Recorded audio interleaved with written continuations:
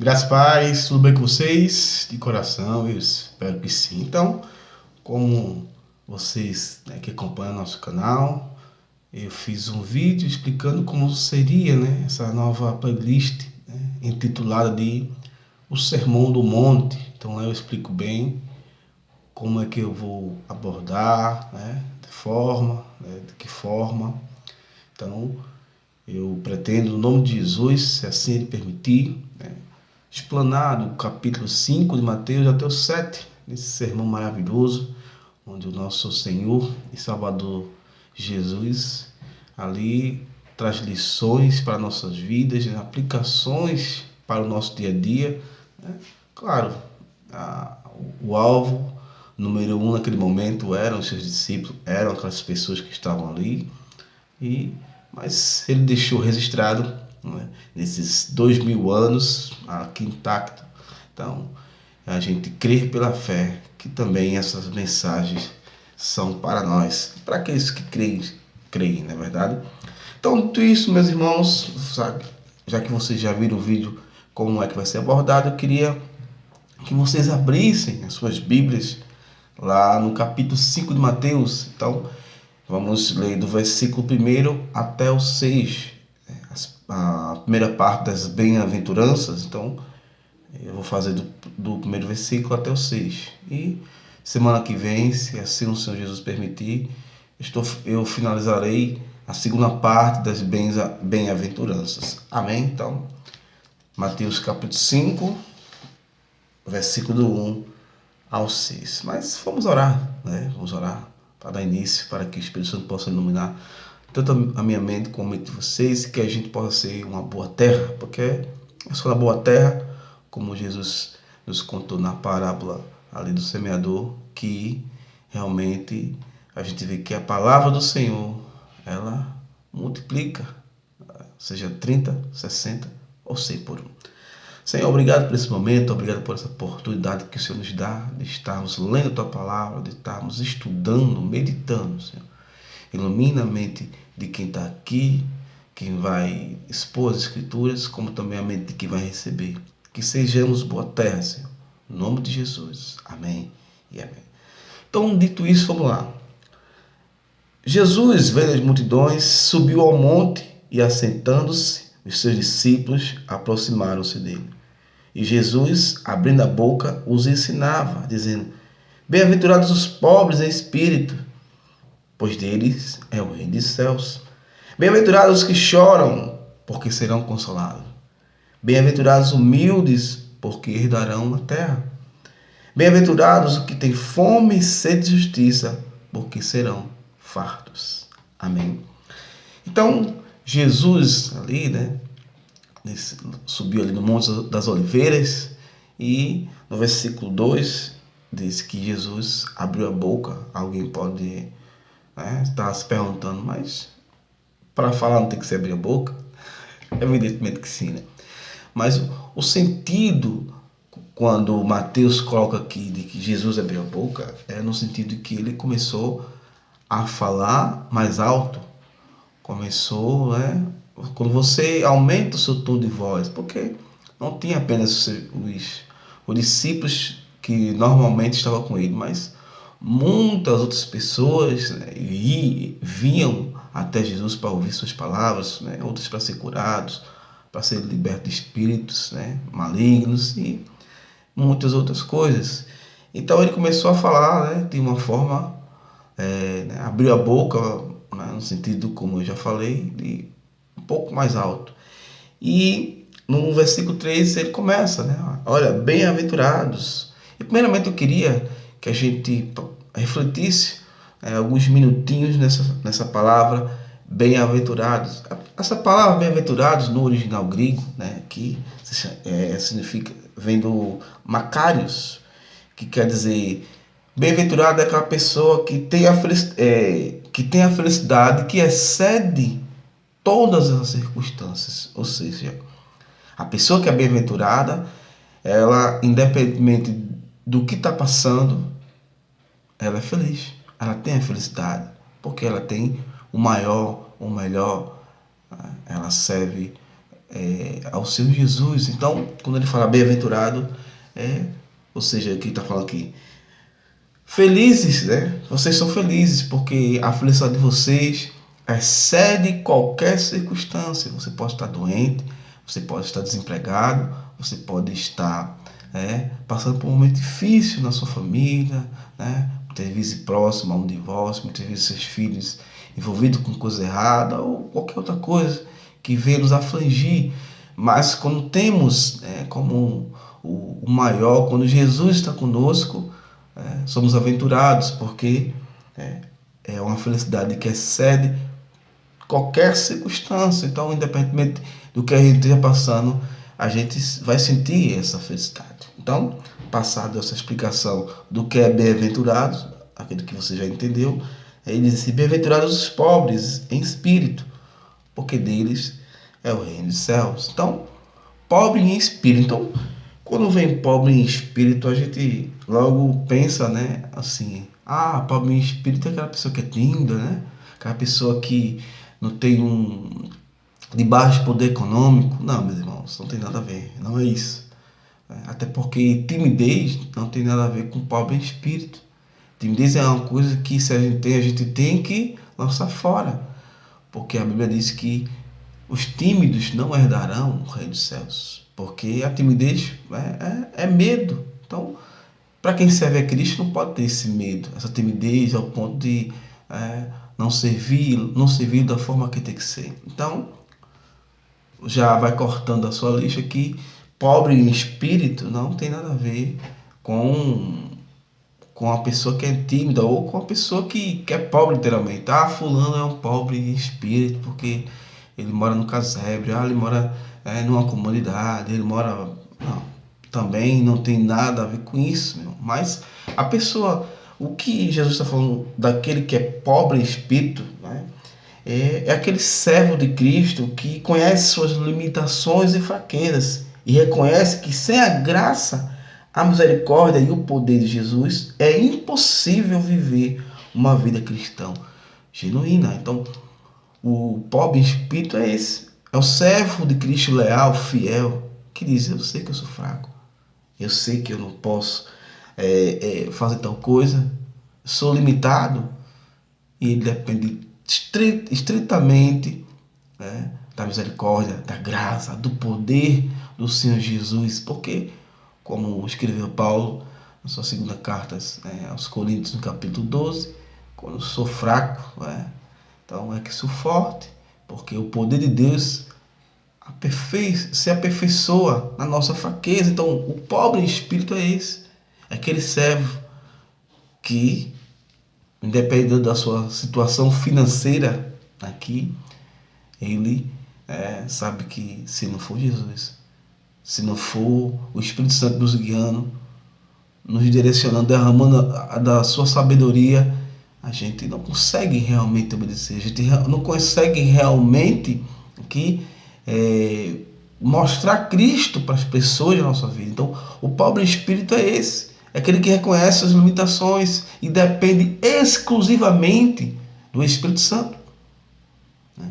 E depende exclusivamente do Senhor Jesus, que disse que estaria conosco até a consumação dos séculos. Então, eu acredito que já deu para entender o que Jesus fala, né? Bem-aventurados os pobres de espírito. Então, se você é uma pessoa realmente pobre, que realmente depende de Cristo para tudo, que sua vida está aos pés dele, que você não consegue fazer nada sem que realmente o Senhor Jesus te guie, então todos nós que cremos assim, somos pobres em espírito, porque sabemos que é nossa força, sabemos que tudo que a gente tem hoje, que a gente já teve, que a gente vai ter mais na frente, é porque Ele foi misericordioso e derrama das suas bênçãos, derrama da sua presença em seres limitados, em seres fracos como nós,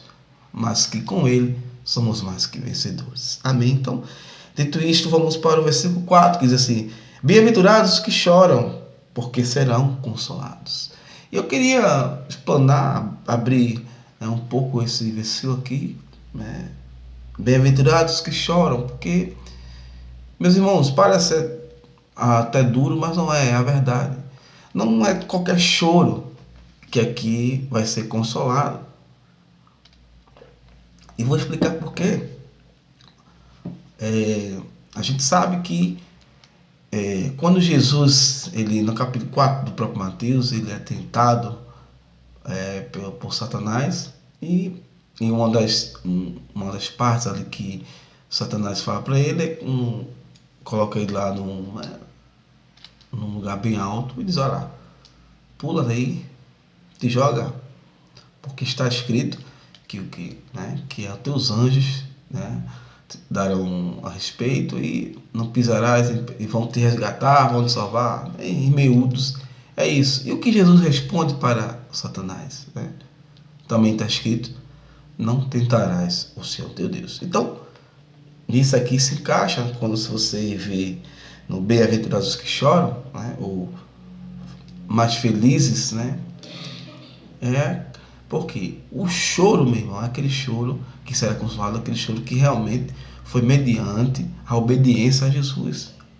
Foi mediante a eu estar passando por algo que o próprio Deus permitiu que passasse. E Ele mesmo me deu ali o livramento, me deu a sabedoria para eu poder sair daquilo ali. Mas quando eu procuro, vamos dar um exemplo, olha, a gente sabe que se a gente for por tal caminho, é certo que aconteça algo, que a gente seja assaltado, ou sei lá, né, espancado. Olha, não investe aí, cara, porque tu vai perder teu dinheiro. Né? Olha, não faz isso, não faz aquilo. A gente sabe, pessoas já passaram por aquilo ali, falaram pra gente que ia dar errado. E o que é que a gente faz? Não. Né? Tem muito crente que fala assim: não, Jesus é comigo, eu estou com todo poderoso ao meu lado, como é que eu vou perder?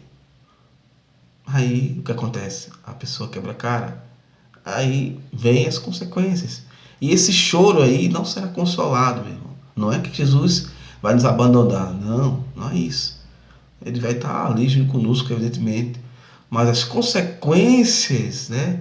Ali a gente vai ter que, como se diz, comer até o último caroço, naquilo que a gente procurou, daquilo que a gente procurou. Então, quando ele fala que bem-aventurados são os que choram porque serão consolados, é o choro quando é relacionado à obra de Deus, relacionado ao serviço ao Senhor. Vamos dar um exemplo simples. Né? Então, eu estou ali no meu trabalho, vamos colocar assim, no trabalho, e sou perseguido ali pela minha fé, sou perseguido pela minha postura como cristão, sou perseguido, né, porque eu não estou naquela rodinha onde só sai conversa pornográfica, uma conversa que não vai levar a lugar nenhum. Sou perseguido porque eu não estou sexta-feira no barzinho com o pessoal do trabalho. Então, nada, eu começo a ser perseguido pelos meus colegas, pelos meus chefes. Então, o meu choro diante disso vai ser consolado. Deus vai me dar sabedoria, né? Vai me dar força para eu superar aquilo ali. Né? E diante dele, pelo poder dele, eu vou conseguir superar aquilo ali. O meu choro, enfim, será consolado. Entendeu? Agora, quando sou eu que procuro passar por aquele problema, eu sei que vai dar, dentro de mim eu sei que vai dar errado. Né? O Espírito Santo está nos avisando, mas eu fecho meus olhos porque eu quero, e porque Deus é comigo. Então, mas é um cuidado. A gente tem muitos exemplos na Bíblia de que homens de Deus queriam fazer certas coisas, mas não foram chamados para aquilo ali. A gente tira o primeiro Saul, ele não foi chamado para ser sacerdote. E o que ele fez? Ele viu que Samuel estava se demorando, ele começou a sacrificar, mas ele não era o chamado dele. E ele sofreu uma consequência. Então, analise, pense bem, meu irmão. Meu irmão. Então, se eu não fui chamado por aquilo ali, se eu sei que aquilo vai dar errado, dentro de mim eu sei, porque o Espírito Santo está me avisando, está me alertando. E eu faço, então, eu e você, a gente está colocando Deus à prova. E dessa forma a gente não vai ter consolação nenhuma. nosso choro não vai ser consolado. Simplesmente a gente vai ter que sofrer todas as consequências do nosso erro. Amém, meus irmãos? Então, acredito que ficou bem claro isso aqui. Versículo 5 diz assim: bem-aventurados humildes, porque herdarão a terra. Então, novamente, a palavra humildes, a gente logo remete à pessoa pobre, não é verdade? Fulano é uma pessoa humilde, porque ela tem um baixo poder econômico. Ele é humilde porque ele é um cara legal, ela é uma mulher legal. Então, é humilde, mas não se refere a esse quesito aqui quando Jesus está falando dessas pessoas humildes, né? A humildade aqui não é um atributo natural que Jesus está falando, né? É uma pessoa boa, uma pessoa de boa índole, não é isso, né? Humilde não, né? Não é uma pessoa que... Então, ou seja, quando a gente, novamente, igual os pobres de espírito, não pense que quando Jesus fala de humilde, é algo, não ligue o natural. Jesus está falando aqui de forma espiritual. É bom a gente entender isso. Então, pessoa humilde não coloca logo na cabeça, bem-aventurados humildes, aquela pessoa que tem um baixo poder econômico. Não, não é assim. Então, os humildes são, né, aquelas pessoas que não são covardes, né? Não é uma pessoa covarde, medrosa, ou seja, pessoa besta, né? Como a gente fala aqui no Nordeste, né? Não é humilde, é aquela pessoa que aceita tudo, que a gente muitas vezes tem isso em mente, né? Falando humilde, então vamos enganar aquele trouxa ali, aquela mulher besta, aquele homem besta ali. Não, meu irmão.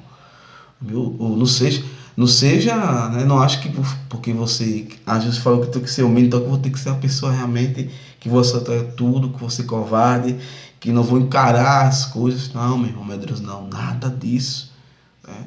Mas a humildade, né? Aqui que Jesus fala, como Paulo fala em Filipenses 2, dando um exemplo da humildade de Cristo, que mesmo, né, sendo Deus, ele, né, não se esvaziou-se de si mesmo, né, tornando-se igual ao homem e tornando-se também depois ali a gente vê aquele exemplo de humildade ali do próprio Deus ali, né, o Filho de Deus lavando os pés dos discípulos, enfim, e não, voltando para o texto de Filipenses 2. E qual foi a humildade que foi falada ali, que Jesus deu o exemplo de humildade? Que é exemplo de obediência, né, até a morte. Então, a humildade, quando Jesus fala, essa é a humildade, né, de servo diante de Jesus, de obediência a Ele. Não leve para o lado natural. A humildade, volta a repetir. Não pense que porque a pessoa humilde, a pessoa tem que ser trouxa, não. Eu vejo aí muita gente que acha que o cristão, né, às vezes eles ficam até surpresos. Eles vêm querer enrolar o crente, vêm querer, né, dar uma de safra, né, essa é a linguagem militar, de esperto, e ficam, né, quando o cristão se posiciona, que tem que se posicionar, de não aceitar tudo, aí fala, fulano não é uma pessoa humilde não, isso não é o que ele tem verdade não. Então, o que ele tem verdade seria se a pessoa fosse um besta, né, se fosse um covarde, fosse um medroso. Então, é o pensamento do mundo em relação a nós cristãos, mas a humildade não é essa. A humildade que o Senhor Jesus está falando é de obediência a Ele. É que diante é uma pessoa passiva, né? Uma pessoa tranquila, uma pessoa longânima, que tem o domínio próprio. Isso é uma pessoa humilde. Né? Mas isso não quer dizer que a gente não deva se posicionar quando a gente vê que a coisa está errada. Né? O negócio está errado, a gente, não, é só uma pessoa humilde. Então eu vou deixar que fulano me engane, eu vou deixar que isso aconteça. Não, aí você está sendo conivente. Aí a gente já está pecando já. Então, humildade tem a ver com obediência, tem a ver com domínio próprio, em ser longânimo, em ser, né, acima de tudo, servo do Senhor Jesus. E fala, né? A promessa é que herdarão a terra. Então, quando falar essa questão de herdar a terra, né? Isso é um versículo que até os testemunhos de Jeová utilizam para dizer que, não sei se você sabe, mas os testemunhos de Jeová eles acreditam que vão ficar aqui na terra, né? Que a terra vai ser purificada de você, vamos dizer, em mil, trocando, para ser bem objetivo. Vão ser arrebatados, Deus vai purificar toda a terra e depois eles vão herdar. Então, um dos versículos que eles, né, para a base dele, bíblica, que eles vão herdar a terra, é esse aqui. Mas não é dessa forma que Jesus está falando, né, de herdar essa terra como eles acham. Mas é de ser uma pessoa bem sucedida, né, conforme os parâmetros bíblicos, né? Estou falando bem sucedidos os padrões aí que as pessoas acham que que é. Né? Então, o herdar a terra é uma pessoa que é bem sucedida aos olhos, né, de Deus, que vai bem aqui, que herda, né, as bênçãos que estão aqui também, que tem, mas não vamos também achar que as nossas bênçãos só no céu. Não, a nossa bênção maior está lá, evidentemente, mas aqui não tem nada, Jesus não falou nada contra que a gente não possa ter aqui. Mas sim, né? Claro, evidentemente que temos que trabalhar para isso, nos esforçar, né? E sermos humildes conforme aquilo que eu já expliquei, para que a gente possa assim, né, herdar as bênçãos do Senhor, né? Ou a terra também, digamos assim. Então, só finalizando versículo 5, né? Então a pessoa que é que é aqui humilde, né? A pessoa que é submissa a Deus, né? E que recompensa, tem até esquecido, né? A pessoa submissa é aquela humilde é que recompensa o mal com bem, como o apóstolo Paulo, né, fala na carta de Romanos. Então, finalizando hoje, né, versículo 6 diz assim: bem-aventurados que têm fome e sede de justiça, porque serão fartos. Então, normalmente, e repito de novo, meus irmãos, Jesus está ensinando de forma espiritual. Então, não leve, como ele fala aqui, né, fome, né, e sede de justiça. Não é só apenas a justiça daqui, também tem a ver, tem, mas primeiramente, né, é uma fome da justiça, né, de Deus, de buscar, né, da justificação, porque a gente sabe que mediante o sacrifício de Cristo, para aqueles que o receberam como seu Salvador, que foram alcançados por sua graça, pelo sacrifício do seu Jesus, então nós fomos de uma vez por todas, como o escritor de Hebreus fala no capítulo 10, justificados mediante o seu sangue, né? E ali o novo e vivo caminho foi aberto, né, pelo sangue de Jesus, para que a gente chegasse, tivesse comunhão com o Pai. Então, quando, primeiramente, essa justiça, né, quando tem fome, então, acho que é bem explicativo, né, mesmo? Fome, você sabe o que é, sede, a gente sabe o que é. Então, Jesus aqui utiliza de termos corriqueiros. Uma pessoa que tem fome e que tem sede, ela fica, né, quando a gente tá com fome, até estressado a gente fica, né? Tem pessoas que vão mais além, tem pessoas que quando estão com fome saem de perto, né? Eu conheço muita gente assim também, que quando tá com fome, meu amigo, não converso muito com essa pessoa não, que não vai dar muito bom não, né? Mas é normal, todos nós, né, quando estamos com fome, a gente fica estressado, fica, né, a pessoa para falar muitas vezes um pouquinho a mais a gente já se irrita, já discute, já, né? Fala coisas até que não deveria falar, né? E também Jesus utiliza o termo aqui, né? Sede, que tem sede. Então, a gente sabe que cientificamente é comprovado que a gente pode passar até 2, 3 semanas com fome, mas com sede a gente não passa nem uma semana sem água. Interessante mais é que o nosso corpo praticamente é a base de água, né?